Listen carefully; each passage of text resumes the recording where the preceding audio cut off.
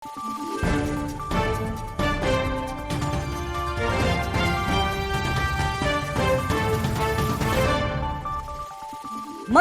araw, Pilipinas! Ito ang Valiente News hatid sa inyo ng Office of the Vice President. Matapos matanggap ang karagdagang puhunan mula sa OVP, mas marami ng freshly baked na mga tinapay ang pagpipilian sa panaderya na pinapatakbo ng isang mag-asawa sa Davao City.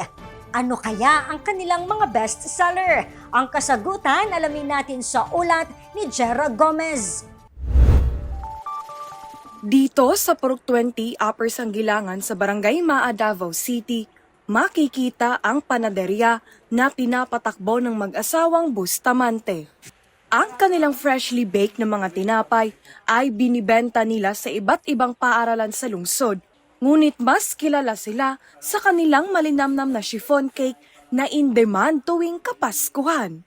Ngami delivery. Asa po mo Sa school, sa Bukana.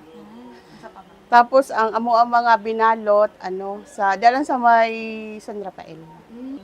Ang bag na mo is 20, isa ka bag 20. Pila ka piso? Siguro 700 or 1,000 depende pag naay klase. Tapos ang among deliver mga 2,000 mahigit. Ay katulad Pasko, kana mga 10,000.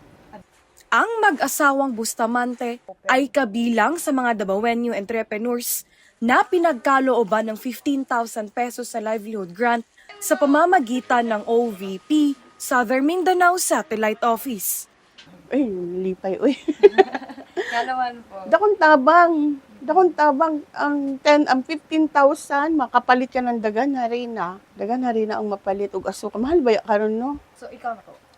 Kanang mga ingredients. Kanang Sama sa... harina, asukal, mantika. Salamat kay sa Inday Sara. Kung dako kayong tabang.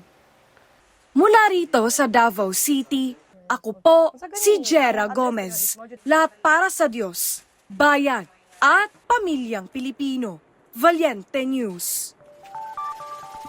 Isa sa maraming MTD grantees sa Davao City, may sarili na ngayong alteration shop. Ang kanyang kwento, tunghayan sa susunod na episode. Ako si Claudette Loreto para sa makabuluhan, naninindigan at matapang na mga ulat at impormasyon. Maraming salamat!